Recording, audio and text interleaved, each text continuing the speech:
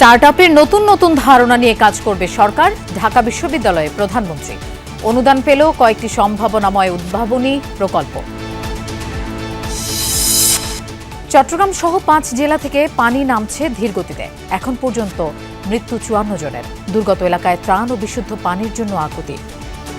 কোনো যাওয়া জায়গা তো নাই, থাকা জায়গাও নাই, মানে খুব কষ্টতে আছে আর কি। জায়গা জমিন সাগার গিয়া খেতি ফলা সব নষ্ট গিয়ে আমাদের কিছু নেই। খাওয়ার যা ছিল সবগুলো বেশি নিয়ে গেছে নদীতে।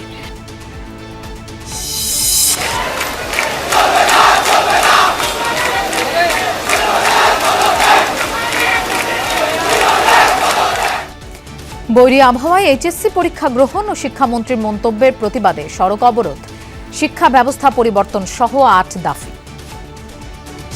ঘোষণা দিয়ে 20 টোল দাবি ট্রাম্পের। নিজেদের অভিভাবক বলছে ইরান, অস্থির বৈশ্বিক তেলের বাজার।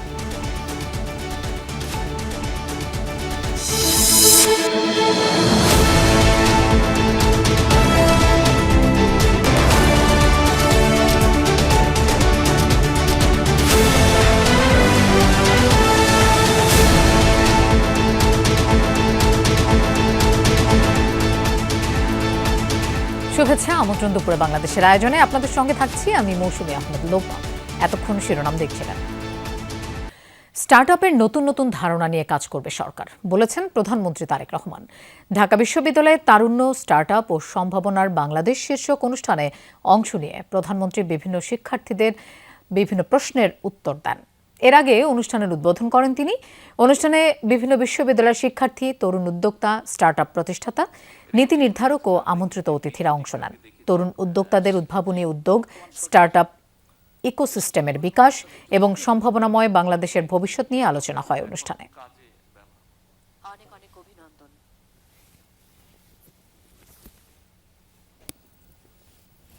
ভিনোভা বায়োম্যাটেরিয়ালস, যেহেতু নেটওয়ার্কিং এর সমস্যা আছে, আপনাকে ওখানে আমরা ওই ব্যবস্থাটা করে দেবো, সো দ্যাট আপনি কন্টিনিউস আনইন্টারাপ্টেড আপনি ওয়াইফাই ওখানে পেতে পারেন। এইভাবে জিনিসগুলোকে আমরা আপাতত চিন্তা করছি। এটা বিভাগীয় পর্যন্ত আছে, এটা বিভাগীয়তেই আপাতত থাকুক। যখন দেখবো যে এরকম আস্তে আস্তে বাড়ছে, এন্টারপ্রেনার সংখ্যা বাড়ছে, স্টার্টআপ এরকম ইয়াং ছেলেমেয়েরা বাড়ছে, তখন আমরা যখন জেলা পর্যায়ে যদি যেতে হয় বা উপজেলা, তখন আমরা ওটা ধীরে ধীরে যাবো। বাট আপাতত আমরা এখানেই রাখছি, কারণ রিসোর্সের একটা বিষয় আছে। তো বৃষ্টিপাত কমে আসায় চট্টগ্রাম পার্বত্য জেলা ও কক্সবাজারে বন্যা কবলিত এলাকা থেকে পানি নামছে। তবে ভোগান্তি কাটেনি দুর্গত এলাকার মানুষের। পানি নামার সাথে সাথে বেরিয়ে আসছে বন্যার ক্ষতচিহ্ন। চট্টগ্রামের বাঁশখালী থেকে ধীরে ধীরে বানের পানি নামলেও এখনও অনেক এলাকা তলিয়ে রয়েছে। চরম ভোগান্তিতে দিন কাটছে বাসিন্দাদের। দুর্গত এলাকায় খাবার ও বিশুদ্ধ পানির সংকট রয়েছে। সাতকানিয়া উপজেলার বেশিরভাগ এলাকা থেকে পানি নেমেছে, তবে দুর্ভোগ কাটেনি। বসবাসের অনুপযোগী হয়ে পড়েছে অনেকের বসতভিটা। ক্ষতিগ্রস্ত হয়েছে সড়ক। বানের পানি নেমে যাওয়ায় সাতকানিয়া পৌর সদরের শিক্ষা প্রতিষ্ঠানগুলো খুলেছে। জায়গা জমিন সাগার গিয়া খেতি ফলা সব নষ্ট গিয়ে আমাদের কিছু নেই। আমরা খাইতে চাইতে অনেক কষ্ট হয়েছে। টাকার বসত বাড়ি সবগুলো চলে গেছে। খাওয়ার যা ছিল সবগুলো বেশি নিয়ে গেছে নদীতে। সাপ ঢুকতেছে, বিচ্ছু ঢুকতেছে। আগ্রমল দিকে মনে করো নাতুন বেগিনল দিকে আগ্রমতল দিয়ে বাসিল গিয়ে আর গ্রমতুন মেডিসে হলয়ের গিয়ে। কক্সবাজারেও বন্যা কবলিত বেশিরভাগ এলাকা থেকে পানি নেমে গেছে, তবে চকরিয়া ও পেকুয়ার অনেক নিচু এলাকা এখনও পানিতে তলিয়ে আছে। প্রশাসনের পক্ষ থেকে ত্রাণ সহায়তা দেয়া হলেও তা অপ্রতুল বলে অভিযোগ করছেন স্থানীয়রা। বন্যায় বাড়িঘরের পাশাপাশি ক্ষতি হয়েছে সবজি সহ ফসলেরও। ভেসে গেছে ঘের ও পুকুরের মাছ।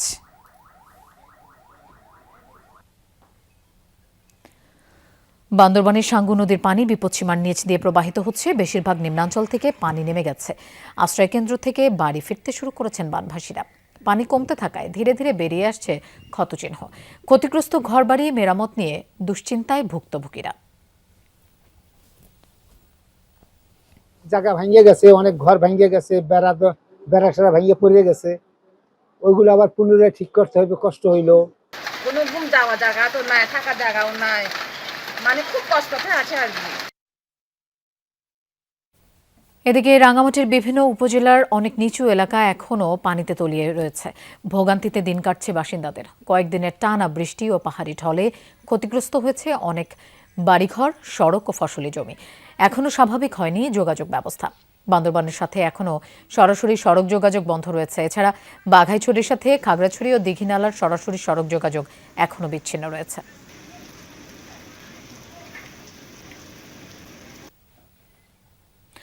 দর্শক, আমরা এই বিষয়ে আরও জানবো। চট্টগ্রামের সাতকানিয়া থেকে আমাদের সাথে যোগ দিচ্ছেন সহকর্মী জোবাই রিফাত।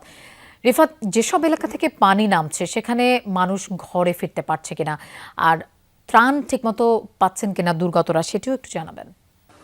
লোপা, দুর্গম যে অঞ্চলগুলো আছে সাতকানিয়ার তো আসলে 17টি ইউনিয়ন, একটি পৌরসভা, এবং 17 ইউনিয়নের মধ্যে আমরা দেখেছি যে একেবারে বাঁশখালী সীমান্ত লাগোয়া যে ইউনিয়নগুলো রয়েছে সেই ইউনিয়নগুলোতে আমরা আজকে সকাল থেকে অবস্থান করছি। এউচিয়া, গাটিয়াডাঙ্গা এই গ্রামগুলোতে আমরা ঘুরছি, এবং এই মুহূর্তে আমরা আছি চট্টগ্রামের সাতকানিয়া উপজেলার কাঞ্চনা ইউনিয়নের একটি গ্রামে, এবং আপনি নিশ্চয়ই ক্যামেরা ফ্রেমে দেখতে পাচ্ছেন যে পানি নামতে শুরু করেছে এবং আশ্রয় কেন্দ্র থেকেও আসলে মানুষ আসা শুরু করেছে তাদের ঘর বাড়িতে। বাড়ির বৌজিদের আমরা দেখছি তারা নিজেদের মতো করে রান্নাঘর প্রস্তুত করার যে বিষয়টি সেটি আসলে তারা করছেন, এবং তারা আসলে যেটি বলছেন যে অনেকে এখানে অসংখ্য মানুষ আসলে যারা কাঁচা ঘর নির্মাণ করে আসলে বছরের পর বছর ধরে এই অঞ্চলগুলোতে বসবাস করছেন, তারা যেটি বলছেন যে ঋণের টাকা নিয়ে তারা ঘর নির্মাণ করেছেন, সেই ঘর এই বন্যার পানিতে ভেসে গেছে এবং ভেসে গেছে তাদের আসলে গোটা স্বপ্ন। এ পর্যায়ে তারা যেটি প্রত্যাশা করছেন ত্রাণ সহযোগিতার পাশাপাশি বাড়ি পুনর্নির্মাণের জন্য তারা সরকারি সহযোগিতার প্রত্যাশা করছেন, এবং শুকনো খাবার এবং প্রয়োজনীয় যে জিনিসপত্র সেই ত্রাণ সহযোগিতাগুলো অব্যাহত আছে।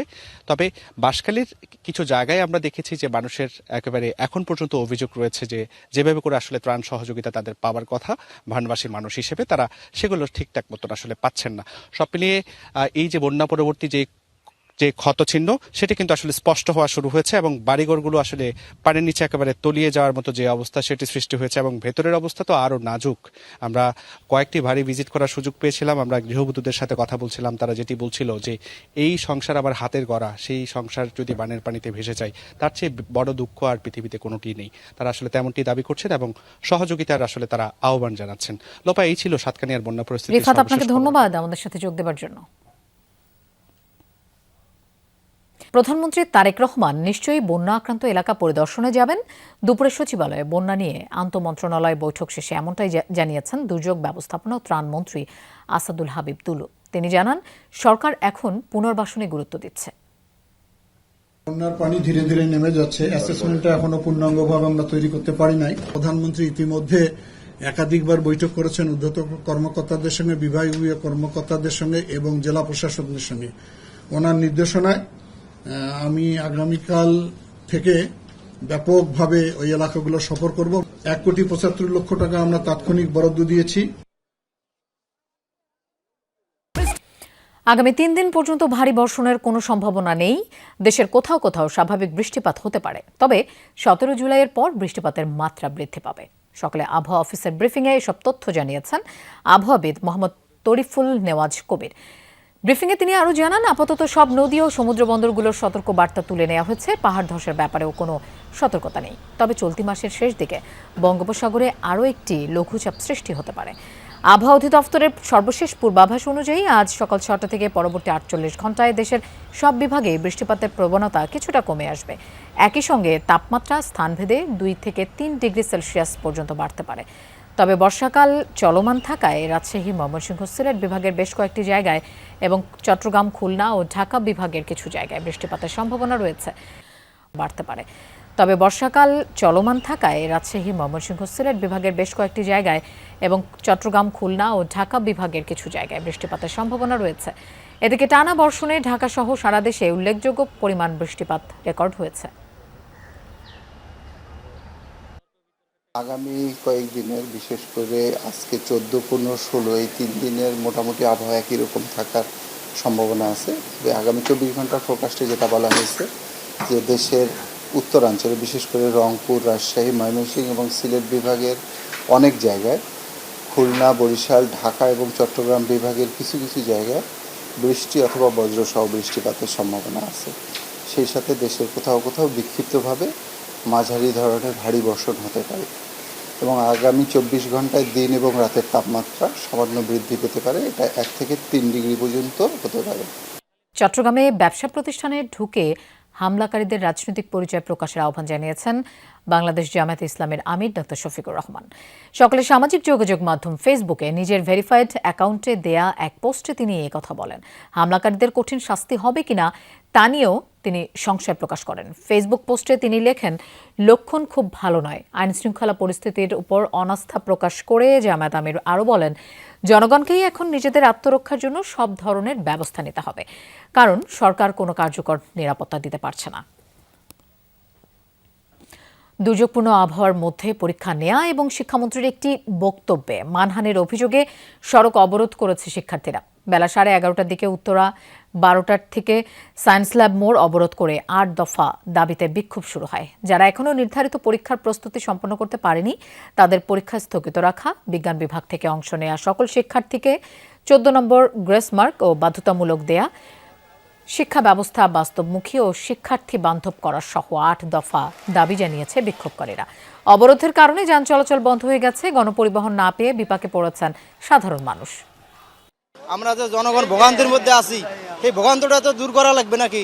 এখন সরকার প্রশাসনিকভাবে পুলিশকেও জানালো হলো, ওনারা বলতে আমাদের কিছু করা নেই, আপনারা জানতে আমরা কি ছাত্রদের সাথে যুদ্ধ করবো নাকি? আমার দাবি একটাই, মিলন স্যারের পদত্যাগ। তারা সে আমাদের ফার্মের মুরগি বলেছে। শেখ হাসিনা যেমন বলছে রাজাকারের বাচ্চারা, উনিও আমাদের ইফেক্ট করে কথা বলছে আমরা নাকি ফার্মের মুরগি। ফার্মের মুরগিরা কি তা বুঝাই দিব আমরা এবার। আমাদের পরীক্ষায় ক্যামেরা লাগানো, গার্ড কঠিন, প্রশ্ন কঠিন, তারপর এই বন্ডার মাঝে আমাদের পরীক্ষা হচ্ছে। তিনি যা সিদ্ধান্ত নিচ্ছেন সব পরীক্ষা বান্ধব, কিন্তু আমাদের শিক্ষা ব্যবস্থার কি উন্নত হচ্ছে সেটার কোনো সিদ্ধান্ত আমরা এখন পর্যন্ত পাইনি। প্রায় 3 কিলোমিটার মতো আমি হেঁটে আসছি, সামনে জানি না আর কতটুকু হাঁটতে হবে, বাট আমার ইমার্জেন্সি, আমার আম্মু অসুস্থ। কিছু রাস্তা বন্ধ, যেটার দাবি ওইটা করুক, রাস্তা বন্ধ লাভটা কি? দর্শক, আমরা এই বিষয়ে আরও জানবো। রাজধানীর উত্তরায় ভিএনএস সেন্টারের সামনে থেকে আমাদের সাথে যোগ দিচ্ছেন সহকর্মী আলামিন হক অহন। অহন, আন্দোলনরতদের দাবি তো 8 দফা জানিয়েছেন, শিক্ষার্থীরা কি বলছেন এবং সেই সাথে একটু জানাবেন সাধারণ মানুষের কি পরিমাণ ভোগান্তি হয়েছে?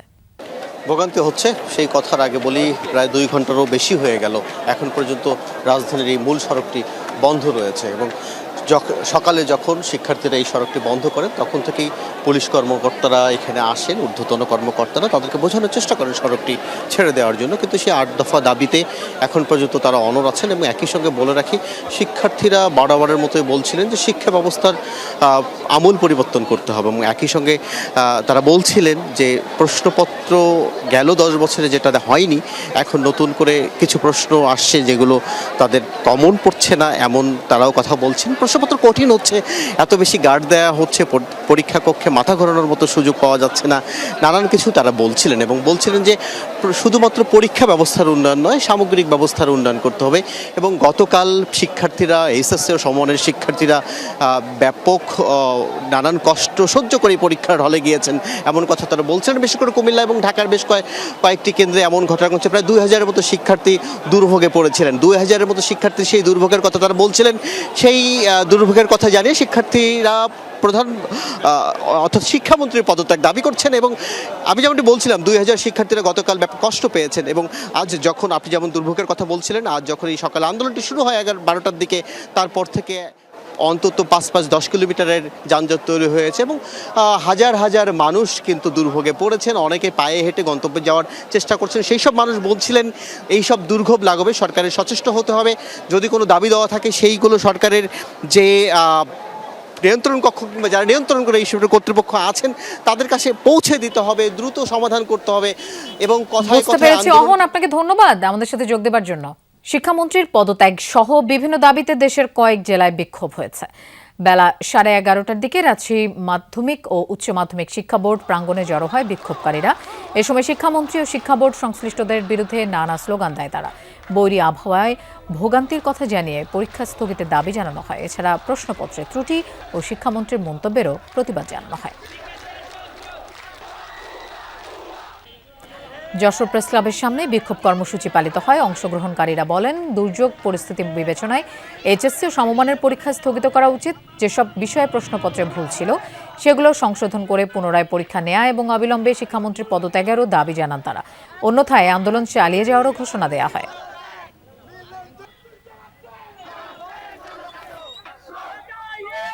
একই দাবিতে বগুড়াতেও বিক্ষোভ হয়েছে। শিক্ষামন্ত্রীর পদত্যাগ সহ 3 দফা দাবিতে শহরের আলতাফুন্নেসা খেলার মাঠ থেকে মিছিল বের করা হয়। বিভিন্ন সড়ক ঘুরে বীরশ্রেষ্ঠ স্কয়ার এলাকায় গিয়ে সড়ক অবরোধ করেন আন্দোলনকারীরা।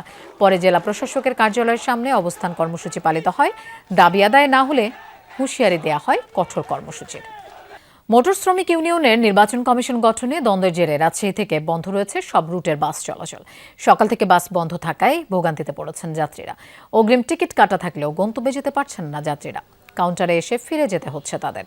কাউন্টার কর্তৃপক্ষ বলছে বাস বন্ধ থাকায় যাত্রীদের টিকিটের টাকা ফেরত দেওয়া হচ্ছে, তবে কখন থেকে বাস চালু হবে তা বলতে পারেনি তারা। শ্রমিক ইউনিয়নের নির্বাচন উপলক্ষে সোমবার দুপুরে জেলা প্রশাসকের কার্যালয়ে নির্বাচন কমিশন গঠন উপলক্ষে সভার আয়োজন করা হয়। এ সময় নির্বাচন কমিশনের মালিক পক্ষের প্রতিনিধির নাম প্রস্তাব করায় প্রতিবাদ জানায় শ্রমিকরা। এ নিয়ে দ্বন্দ্বের জেরে সভা প্রত্যাখ্যান করে কর্মবিরতির ঘোষণা দেয় শ্রমিক পক্ষ। ইরানের বন্দরমুখী জাহাজ ঠেকাতে আবারও হরমুজ প্রণালী ঘিরে অবরোধের ঘোষণা দিয়েছেন মার্কিন প্রেসিডেন্ট ডোনাল্ড ট্রাম্প। তেহরান ও তার বাণিজ্যিক মিত্ররা বাদে বাকি দেশগুলোর জন্য উন্মুক্ত থাকলেও গুনতে হবে 20% টোল। এছাড়া মধ্যপ্রাচ্যের নিরাপত্তায় খরচের অর্থও আদায় করা হবে উপসাগরীয় দেশগুলোর কাছ থেকে। ট্রাম্পের এসব পরিকল্পনা উড়িয়ে দিয়ে ইরানের স্পষ্ট বার্তা, হরমুজের নিয়ন্ত্রণ তাদের ছিল এবং থাকবে। বিশ্ব বাণিজ্যের গুরুত্বপূর্ণ নৌপথ হরমুজ প্রণালী ঘিরে উত্তেজনা থামছেই না। ইরান গুরুত্বপূর্ণ জলপথটি আটকে রাখায় পাল্টা অবরোধের ঘোষণা দিলেন মার্কিন প্রেসিডেন্ট ডোনাল্ড ট্রাম্প। মঙ্গলবার হোয়াইট হাউসের সাংবাদিকদের সাথে প্রশ্নোত্তর পর্ব চলাকালে এই সিদ্ধান্তের কথা জানান মার্কিন প্রেসিডেন্ট। হরমুজের নিয়ন্ত্রণ যুক্তরাষ্ট্রের হাতেই রয়েছে বলে দাবি করেন। হরমুজ সংলগ্ন ইরানের অবকাঠামো লক্ষ্য করে জোরালো অভিযান অব্যাহত রাখার হুঁশিয়ারিও দেন। হরমুজ প্রণালীর নিয়ন্ত্রণ আমাদের হাতেই রয়েছে। আবারও এই জলপথ ঘিরে অবরোধ দিতে যাচ্ছে। এটি হবে পূর্ণাঙ্গ অবরোধ, যা ইরানের উপর কার্যকর হবে। ইরানের বাণিজ্যিক মিত্র কোনো দেশকে এই পথে যাতায়াতের সুযোগ দেওয়া হবে না।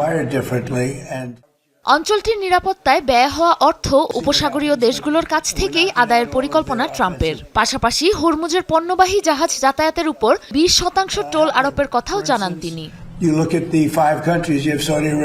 বিশ্বের অন্যতম গুরুত্বপূর্ণ এই অংশের সুরক্ষায় আমাদের বিপুল অর্থ খরচ হচ্ছে। সংযুক্ত আরব আমিরাত, ওমান, কাতার, কুয়েত সহ মধ্যপ্রাচ্যের যেসব দেশকে সহায়তা দিচ্ছি তারা এই অর্থ ফেরত দেবে। আমার মনে হয় এটি যুক্তিযুক্ত। তবে ট্রাম্পের সব পরিকল্পনা উড়িয়ে দিয়েছে ইরান। এক্স বার্তায় ইরানি পররাষ্ট্রমন্ত্রী আব্বাস আরাকচি বলেন, হরমুজের ভবিষ্যৎ নির্ধারণের অধিকার নেই যুক্তরাষ্ট্রের। এই জলপথের রক্ষক ও অভিভাবক ইরান ছিল এবং থাকবে। ট্রাম্পের মন্তব্য নিয়েও ব্যঙ্গ করেন আরাকচি। বলেন, টোল হিসাবে 20% ফি খানিকটা বেশি। এক্ষেত্রে ন্যায্য মূল্য নির্ধারণ করবে ইরান। সাবরিনা নুসরাত, যমুনা নিউজ। মধ্যপ্রাচ্যে চলমান উত্তেজনার জেরে এখনো অস্থির বৈশ্বিক জ্বালানি বাজার। গেল 4 সপ্তাহের মধ্যে সর্বোচ্চ পৌঁছেছে তেলের দাম। ওয়াশিংটন তেহরান পাল্টাপাল্টি উত্তেজনার জেরে মঙ্গলবার আন্তর্জাতিক বাজারে জ্বালানির দর বেড়েছে অন্তত 2%। ব্রেন্ট ক্রুডের দাম ব্যারেল প্রতি ছাড়িয়েছে $84। অন্যদিকে WTI ক্রুডের দাম বেড়ে ব্যারেল প্রতি দাঁড়িয়েছে $79 উপর। বৃদ্ধি পেয়েছে গ্যাসোলিন সহ অন্যান্য জ্বালানির মূল্য। গেল সপ্তাহে প্রায় 5.5% বৃদ্ধি পেয়েছে অপরিশোধিত তেলের দাম। দর্শক, এই ছিল দুপুরে বাংলাদেশের আয়োজনের। এতক্ষণ সাথে থাকার জন্য ধন্যবাদ সবাইকে।